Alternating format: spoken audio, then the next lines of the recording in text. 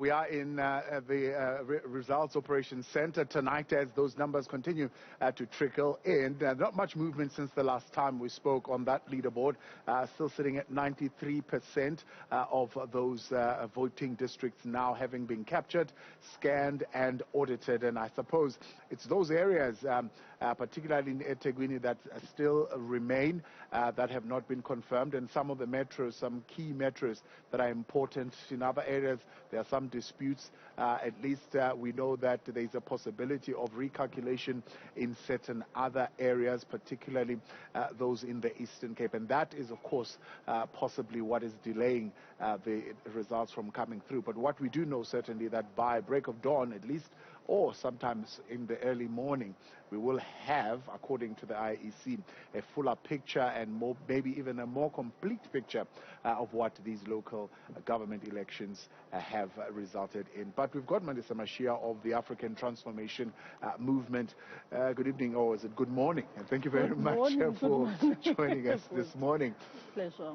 The mission of transformation, did it hit a bump on the road? How is it going? I mean, as we speak right now, 45 seats in wards, a large number of them in the Eastern Cape, I think 29. You'd initially indicated that coming in you would want to I suppose explore KwaZulu-Natal and take advantage of your popularity there, and Limpopo. It didn't quite work out.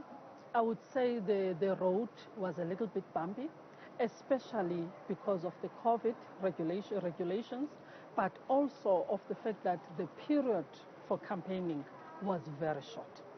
But adding to that, as a self-funding organization within a very short space of time, it makes things that are much possible for other organizations not to be very possible for you. However, we are extremely happy with our performance. If you look at the fact that we started coming before our communities in 2019 with the national elections where we only got 2 seats, and now it is our first time that we've actually participated in the local government elections, and we are now sitting at 45, and we were sitting there actually calculating that we might at the dawn when we hit 100% be sitting at over 50. That is, now if you look at KZN, we currently, when I looked, we are sitting at about 3 seats only.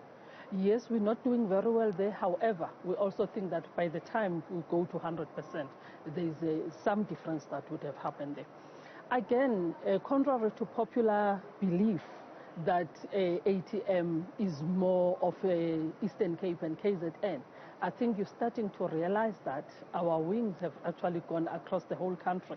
We're sitting with 6 in Mpumalanga. Did you anticipate that? I wanted to ask you about the Mpumalanga. Yes.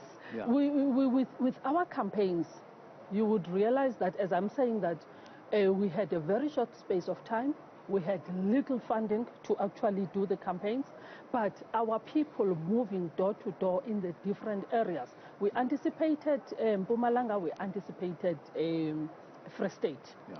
So we are happy because we think that all our efforts have actually yielded positive results. I think the glitches in the campaign around Gauteng, with some of your candidates pulling out for controversial or even confidential reasons, maybe we might say, hampered your movements here?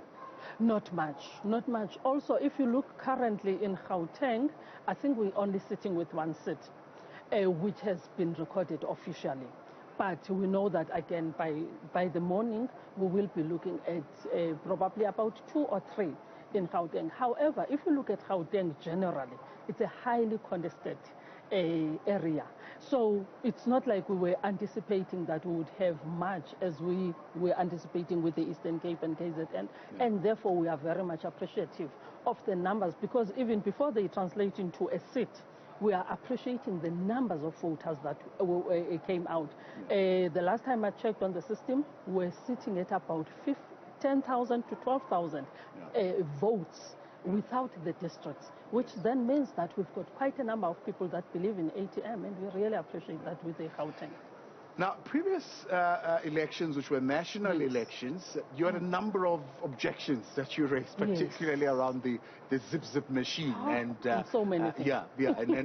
And part of those challenges.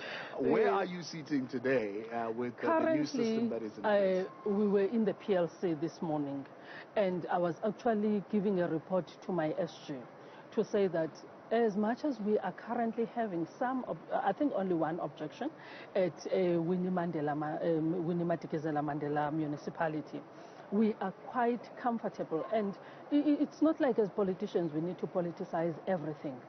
We had so many problems with the IEC last time, and we were not prepared to compromise. However, this time around we have not compromised, but they've done a bit well. So we cannot go out there and criticize them all the time. However, again, when it comes to the issues that were raised at Winnie Madikizela Mandela, we could not keep quiet. As a result, we've got a certificate that indicates that we've got an objection there. Yeah. But generally, they've done their best under the circumstances. Is it that type of objection that the IEC was talking about that could have material impact on the outcome? It therefore, is currently something that would need to be sitting with their legal department. Yes. Right. Right. And when you look at some of those objections and what is being raised, would you say it has got to do with the limited time in which the IEC had to turn around? They call it a truncated kind of time that they had to do and deliver these elections. I mean, when they asked them, one of the lessons the CEO that you've learned is that never do these type of elections of this magnitude with that space of time that you had. It's a combination of things, especially with the Winnie Madikizela Mandela. It's not only the issues of systems that we are actually frustrated with, but it's also the character and the integrity of the presiding officers. Now, when you talk to that, you're not talking about a short period of time, because they have not changed presiding officers. We're dealing with people that have been in the same space for over 10 years.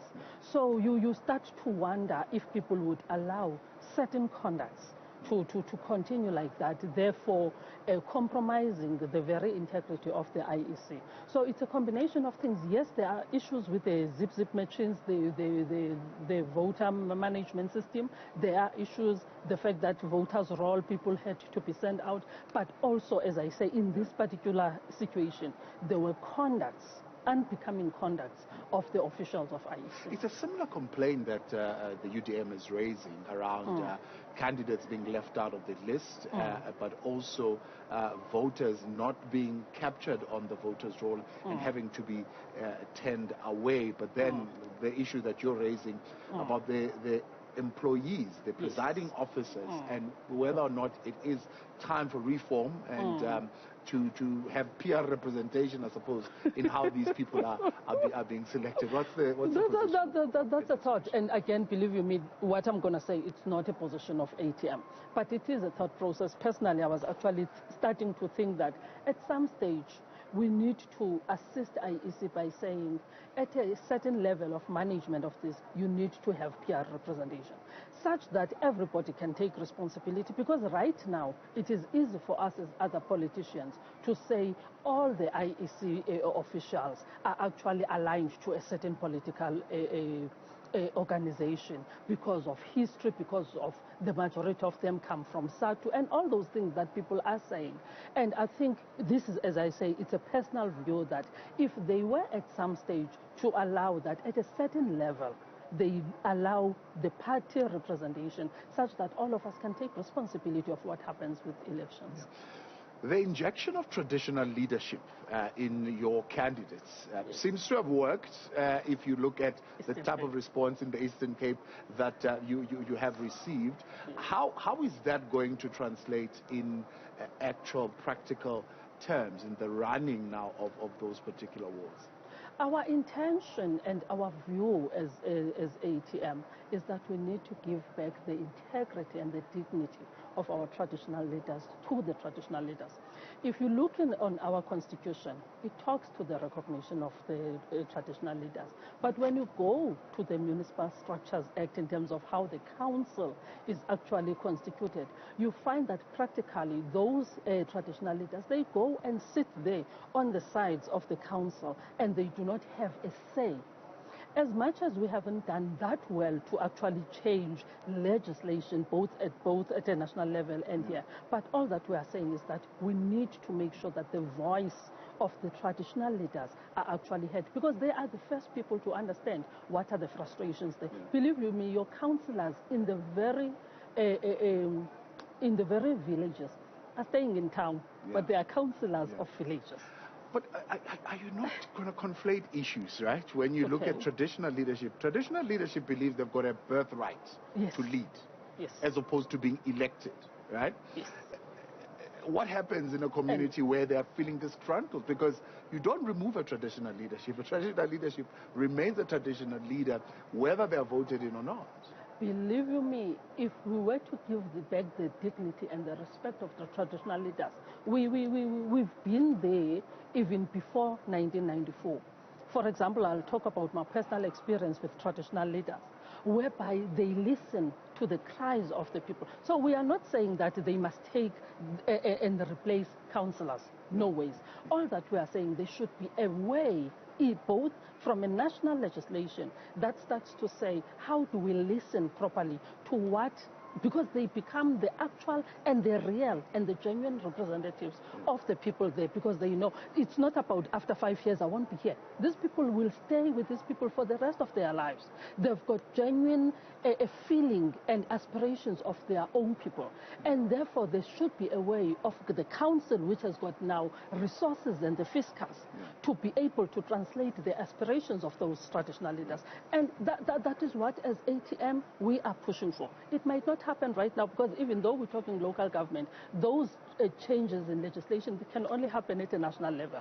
But it's something that we want to push as we move forward and grow as ATM. Your 45 seats or so, do you, 51 or maybe a little bit more when we get to 100%, do you think those are enough to get you into the battering around coalition government at this particular point? And where would you lean? I mean, you're a party because of one of your leadership that is closely linked to former President Jacob Zuma, and one would say, are you more aligned to the policies of the ANC, and would you want to form a coalition with them? Not at all. Remember, the issue of coalition right now, I personally cannot answer to that, because we are not even starting to discuss that until we know where we stand in terms of the final election results. So immediately after that, our leadership, the president, the SG, will know what is the direction that we are taking. But there is no particular side in terms of ANC or DA. Whoever in a municipality that would have values, that would have principles that are starting to say, how do we change people's lives? How do we ensure service delivery? How do we deal with corruption effectively? Those are the kind of people that we can actually talk to. Mandisa, I appreciate your time. Thank you very much for joining us tonight here on Newzroom Afrika.